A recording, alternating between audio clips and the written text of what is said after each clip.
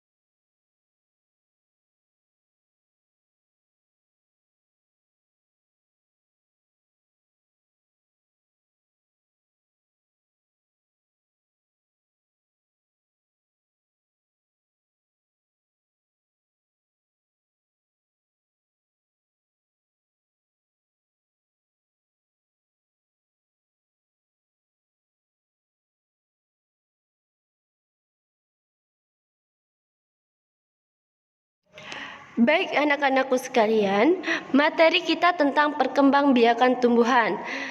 Perkembangbiakan tumbuhan dibagi menjadi dua, yaitu perkembangbiakan generatif atau biasa disebut dengan perkembangbiakan secara kawin, dan perkembangan vegetatif atau biasa disebut perkembangbiakan tidak kawin.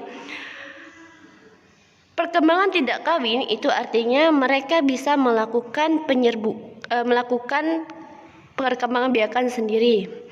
Baik, selanjutnya perkembangbiakan tumbuhan dibagi menjadi dua seperti Ibu bilang tadi, yaitu generatif menggunakan bunga. Di bunga terjadi penyerbukan dan pembuahan. Sedangkan perkembangbiakan vegetatif dibagi menjadi dua, yaitu alami dan buatan. Alami seperti membelah diri, spora, tunas, umbi, akar rizoma, rimpang, geragi, dan stolon. Sedangkan vegetatif buatan berarti dibantu oleh manusia ya. Contohnya adalah stek, mencangkok, merunduk, kultur jaringan, okulasi, dan menyambung. Nah, anak-anakku sekalian, di tunas tadi ternyata dibagi menjadi 3, yaitu tunas akar, tunas batang, dan tunas daun. Selain itu pada umbi dibagi menjadi 3 juga, yaitu umbi akar, umbi batang, dan umbi lapis. Selanjutnya kita akan ke perkembangbiakan generatif. Perkembangbiakan generatif melibatkan 2 sel kelamin induk, yaitu sel kelamin jantan dan betina. Pada sel kelamin jantan yaitu adalah benang sari, sedangkan pada sel kelamin betina adalah kepala putik. Nah, kalian bisa lihat pada gambar apa saja bagian-bagian bunga itu. Kalau seandainya di dalam bunga terdapat 2 sel kelamin, maka bisa dikatakan bunga sempurna. Yuk kita baca sama-sama apa saja bagian dari gambar tersebut. Yang pertama adalah mahkota, kepala sari, benang sari, kepala putik, tangkai putik, kelopak, bakal biji, dasar bunga, dan tangkai bunga. Baik, Ibu akan menjelaskan bagian-bagian bunga. Yang pertama adalah tentang benang sari, yang berfungsi untuk organ reproduksi jantan pada bunga. Selanjutnya adalah kepala putik, tempat melekat dan masuknya serbuk sari. Yang ketiga adalah tangkai putik, penyangga kepala putik agar tetap pada posisi yang mudah menerima serbuk sari. Yang keempat, bakal buah, tempat berlangsungnya pembuahan. Bakal buah ini akan berkembang biak menjadi buah. Selanjutnya adalah bakal biji, tempat terjadinya proses pembentukan biji untuk kemudian menghasilkan biji yang matang. Selanjutnya adalah mahkota bunga, perhiasan bunga pemikat bagi serangga agar hinggap dan membantu dalam proses penyerbukan. Ketujuh, pelindung dan penutup bunga, masih cukup hingga bunga terlindung dari paparan luar. Kedelapan, dasar bunga, yang berfungsi tempat bertumbuhnya mahkota dan bagian-bagian lain pada bunga. Kesembilan, tangkai bunga, penopang sekaligus penghubung antara ranting dan bunga. Nah, tadi merupakan manfaat atau fungsi dari bagian-bagian bunga. Berikut adalah macam-macam penyerbukan. Penyerbukan sendiri, penyerbukan tetangga dengan lain bunga tapi satu tanaman, kemudian penyerbukan silang, tanaman lain tapi satu jenis, lalu yang terakhir ada penyerbukan bastard, lain bunga, lain tanaman, lain jenis. Vegetatif alami yang pertama adalah tunas. Tunas dibagi menjadi 3, yaitu tunas biasa, tunas daun, dan tunas akar. Tunas biasa adalah tunas dari tumbuhan induk yaitu batang dan menjadi tumbuhan baru. Tunas daun, tunas tumbuhan dari daun. Tunas akar, tunas tumbuhan dari akar. Contoh dari tunas biasa adalah pisang, bambu, tebu. Tunas daun, cocor bebek, kaktus, begonia. Tunas akar, sukun, dan cemara. Berikut adalah contoh dari tunas.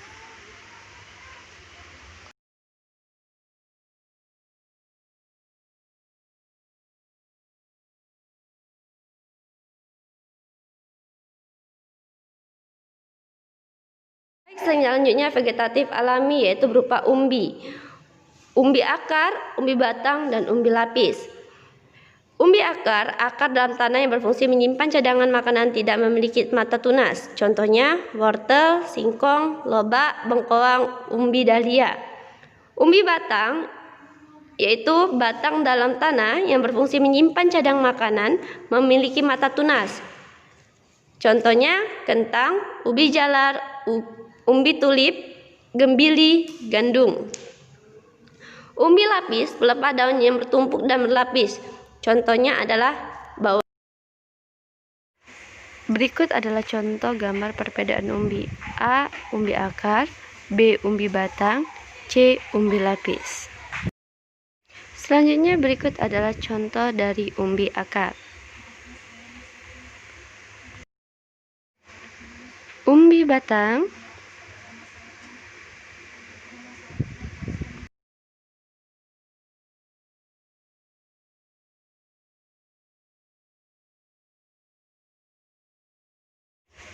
dan terakhir adalah umbi lapis.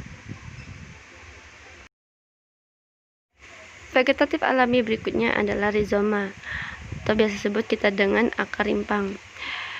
Batang yang tertanam dan tumbuh dalam tanah. Contohnya adalah jahe, lengkuas, kunyit, kencur, temulawak, temu kunci, bonggol akar bunga tasbih, atau biasa disebut dengan kana. Berikut adalah contoh rizoma.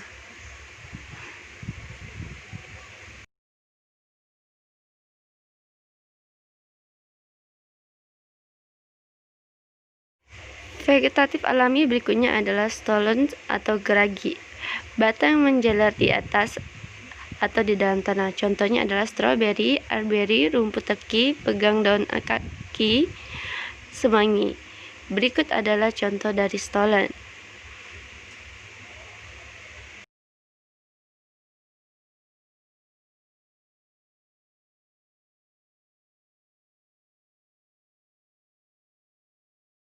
Selanjutnya kita ke vegetatif buatan, yaitu yang dibantu oleh manusia untuk mempercepat masa panen.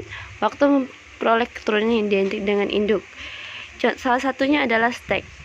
Memotong bagian tumbuhan lalu menanamnya. Bisa ada dua macam, yaitu batang dan daun. Contoh kalau batang yaitu singkong, tebu, teh, mawar. Sedangkan daun cocor bebek, begonia, hijaya akusuma. Berikut merupakan contoh dari stek. Selanjutnya adalah cangkok, membuat bagian batang yang berkambium menjadi berakar. Macamnya cukup hanya batang, contohnya adalah mangga, jeruk, rambutan. Berikut adalah contoh gambar dari cangkok. Kemudian yang ketiga adalah merunduk. Sebagian cabang dibenamkan ke dalam tanah. Contohnya adalah apel, stroberi, melati. Berikut ada contoh dari merunduk. Kemudian kultur jaringan. Menanam jaringan di tempat dan media khusus. Contohnya adalah wortel, pisang, anggrek. Berikut adalah contoh melakukan kultur jaringan. Kemudian menempel atau okulasi, menempel mata tuna suatu tanaman ke batang pohon ditanam. Contohnya adalah mawar, belimbing, mangga. Berikut adalah contoh dari melakukan okulasi atau menempel. Yang terakhir adalah menyambung atau mengeten. Menyambung dua tanaman yang berbeda tetapi satu jenis. Contohnya adalah durian, kopi, bunga kembang sepatu. Berikut adalah contoh dari menyambung. Baiklah anak-anak, selanjutnya adalah kerjakan soal berikut dan tulislah soal serta jawaban yang benar di buku tulismu.